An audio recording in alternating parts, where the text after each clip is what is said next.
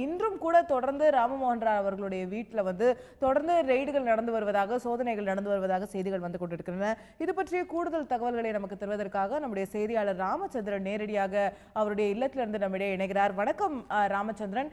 இன்னைக்கு அங்க தொடர்ந்து ரெய்டு நடைபெற்று வருகிறதா, சோதனை நடைபெற்று வருகிறதா? ராமமோகன் ராவ் அவர்களுடைய இல்லத்துல எத்தனை அதிகாரிகள் இருக்காங்க, என்ன மாதிரியான தகவல்கள் உங்களுக்கு அங்க இப்ப கிடைக்குது, அங்க நிலவக்கூடிய சூழல் என்ன, அதை பத்தி சொல்லுங்க.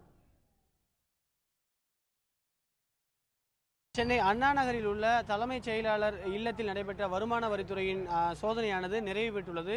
சரியாக காலை 6:45 மணிக்கு இந்த சோதனையானது நிறைவு பெற்றுள்ளது.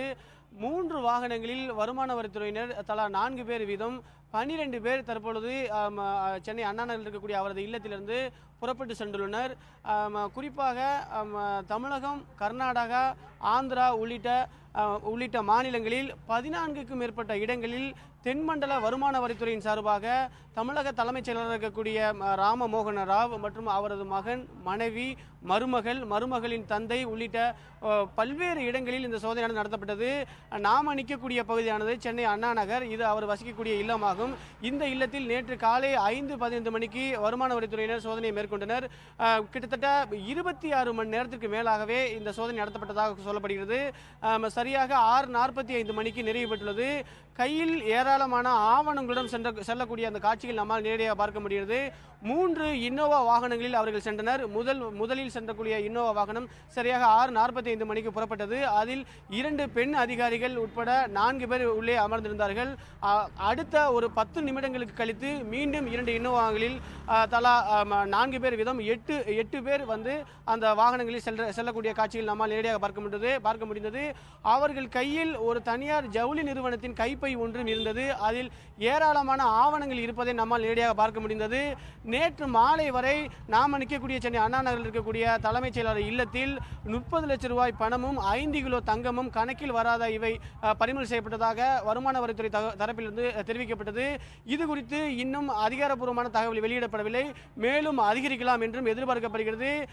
சென்னை மாநகரை பொறுத்தவரை கிட்டத்தட்ட நாம் நிற்கக்கூடிய அவரது இல்லம், அவரது மகன் திருவான்மையில் அமைந்துள்ள இல்லம் மற்றும் அவரது உறவினர்கள், மேலும் தலைமைச் செயலகத்தில் இருக்கக்கூடிய அவரது அறை உள்ளிட்ட 7க்கும் மேற்பட்ட இடங்களில் வருமான வரித்துறையினர் நேற்று சோதனை மேற்கொண்டனர். இந்த சோதனையானது நேற்று காலை துவங்கி பகல் மற்றும் இரவு இன்று அதிகாலை வரை நீடித்தது. ஒட்டுமொத்தமாக சுமார் 26 மணி நேரத்துக்கு மேலாக இந்த சோதனை நடத்தப்பட்டது.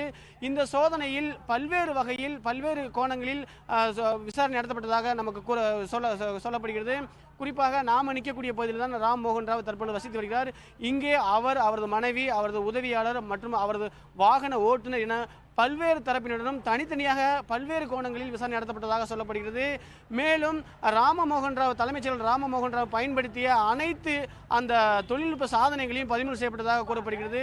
குறிப்பாக அவர் வீட்டில் பயன்படுத்தக்கூடிய கம்ப்யூட்டர் மற்றும் லேப்டாப், அவர் பயன்படுத்திய செல்போன் மற்றும் மின்னஞ்சல் பரிமாற்றம், தகவல் பரிமாற்றம் ஆகியவையும் கண்காணிக்கப்பட்டு வருகிறது. அதில் முழுவதுமாக அந்த தகவல் பரிமாற்றம் செய்யப்பட்ட அந்த ஹார்ட் டிஸ்க், கம்ப்யூட்டரில் உள்ள ஹார்ட் டிஸ்க்கும் பறிமுதல் செய்யப்பட்டு அந்த ஆவணங்களும் தற்பொழுது சோதனை நடத்தப்பட்டு வருவதாக சொல்லப்பட்டு வருகிறது. இறுதியாக இன்று எவ்வளவு பறிமுதல் செய்யப்பட்டன, எவ்வளவு வங்கி பணம், கணக்கில் காட்டாத பணம், தங்க நகைகள் மற்றும் முதலீட்டு ஆவணங்கள் உள்ளிட்டவைகள் குறித்து அதிகாரப்பூர்வமாக வெளியிடப்படலாம் என்றும் எதிர்பார்க்கப்படுகிறது. அசோகா, ரைட். சோதனை அதிகாரப்பூர்வமாக நிறைவு பெற்றுவிட்டது. 26 மணி நேரங்களுக்கு நடைபெற்ற சோதனை அப்படிங்கிறத நம்ம புரிஞ்சு கொள்ள முடிகிறது. இன்று காலை சுமார் 6:45-7 மணியோடு அது நிறைவு பெற்றிருக்கிறதுன்ற தகவலை சொல்றீங்க. அந்த அதிகாரிகள் வெளியே செல்லும் போது அவர்கள் ஆவணங்கள் மற்றவற்றை பறிமுதல் செய்து எடுத்து செல்லும் போது ஏதேனும் செய்தியாளர்களிடம் ஏதாவது தகவல்களை தெரிவித்தார்களா? ஏன்னா நேற்று புது நோட்டுகள் மட்டும் 18 லட்சம் ரூபாய் அளவிற்கு பிடிபட்டிருக்க கூடும்ன்ற ஒரு தகவல்கள்லாம் வெளிவந்தன. அதற்கான வேற ஏதாவது கூடுதல் தகவல்கள் அங்க அவர்கள் அதிகாரிகள் சொன்னார்களா, இல்லது அதிகாரப்பூர்வ அறிவிக்கை வர வரைக்கும் நம்ம காத்திருக்க வேண்டியிருக்கிறதா? நிச்சயமாக நாம் நிற்கக்கூடிய அவரது இல்லத்தில் சென்னை மண்டலத்தில் இருக்கக்கூடிய 3வது பொறுப்பில் இருக்கக்கூடிய ராய் ஜோஸ் அவர் தலைமையில் தான் இந்த வருமான வரித்துறையினர் சோதனை மேற்கொண்டனர். இவர் வருமான வரித்துறையின் கூடுதல் இணை இயக்குநராக பணியாற்றி வருகிறார். இவரது தலைமையிலும் கூடுதல் இயக்குநராக இருக்கக்கூடிய பிரேமா ஆகிய மேற்பார்வையில் தான் இந்த சோதனை நடத்தப்பட்டது. நேற்று மாலை வரை கிட்டத்தட்ட 30 லட்சம் ரூபாய் பணம் பறிமுதல் செய்யப்பட்டதாக கூறப்படுகிறது. அதில் புதிய 2000 ரூபாய் நோட்டுகள் 18 லட்சம் ரூபாயும், மேலும் கணக்கில் காட்டாத 5 கிலோ தங்க நகைகள் பறிமுதல் செய்யப்பட்டதாக கூறப்படுகிறது. நாம் நிற்கக்கூடிய பகுதியில் சரியாக 6:45 மணிக்கு வருமான வரித்துறையின் சோதனையானது நிறைவு பெற்றுள்ளது. அவர்கள் 3 இன்னோவா வாகனங்களில் செல்லக்கூடிய அந்த காட்சியில் நம்மால் நேரடியாக பார்க்க முடிந்தது. அப்பொழுது அவர்கள் கையில் ஒரு தனியார் ஜவுளி நிறுவனத்தின் கைப்பை ஒன்றும் இருந்தது. அதில் ஏராளமான ஆவணங்கள் இருப்பதை நம்மால் நேரடியாக பார்க்க முடிந்தது. அந்த ஆவணங்கள் குறித்தும் இதுவரை எவ்வளவு பணம், கணக்கில் வராத பணம் மற்றும் நகைகள் பறிமுதல் செய்யப்பட்டது. அது மட்டுமல்லாமல் வேறு சொத்து ஆவணங்கள் கிட்டத்தட்ட 100 கோடி ரூபாய்க்கு மேல் சொத்து ஆவணங்கள் பறிமுதல் செய்யப்பட்டதாக கூறப்பட்டது. அது குறித்த தகவல் இது போன்ற தகவல் எல்லாம் நம்ம அந்த பறிமுதல் செய்யப்பட்ட அதிகாரிகளிடம் தொடர்பு கொண்டோம். ஆனால் அவர்கள் எந்த விதத்திலும் பதிலளிக்க மறுத்துவிட்டனர். உடனடியாக வாகனத்தில் ஏறி வெளியே செல்லக்கூடிய அந்த காட்சிகள் தான் நம்மால் நேரடியாக உணர முடிந்தது. அது மட்டுமல்லாமல் அவரது அந்த உயரதிகாரிகள் பொறுப்பில் இருக்கக்கூடியவர்களை தொலைபேசி வாயிலாக தொடர்பு கொண்டு இதுவரை அதிகாரப்பூர்வமாக எவ்வளவு பணம் பறிமுதல் செய்யப்பட்டது, எவ்வளவு ஆவணங்கள் பறிமுதல் செய்யப்பட்டது, மேலும் எங்கெல்லாம் சோதனையானது நடத்தப்பட்டு வருகிறது, இந்த சோதனைக்கு பிறகே அமலாக்கத்துறை மற்றும் சிபிஐ போன்ற சோதனை நடத்தப்படலாம் என்பது குறித்த தகவல்களை கேட்டு பெறுவதற்காக அவர் தொலைபேசி வாயிலாக தொடர்பு கொண்டோம். ஆனால் அவர்கள் பதிலளிப்பதற்கு மறுத்துவிட்டனர். தொலைபேசியையும் அவர்கள் துண்டித்து விடுகின்றனர். அது மட்டுமல்லாமல் நாம் நிற்கக்கூடிய இந்த பகுதியானது சென்னை அண்ணா நகர். இந்த பகுதியில் மாநில காவல்துறை கட்டுப்பாட்டில் வராமல் மத்திய காவல்துறை கட்டுப்பாட்டில் அவர்கள் பாதுகாப்பு பணியில் அமர்த்தப்பட்டிருந்தார்கள். அவர்கள் கிட்டத்தட்ட 5க்கும் மேற்பட்ட நபர்கள் பாதுகாப்பு பணியில் இருந்தனர்.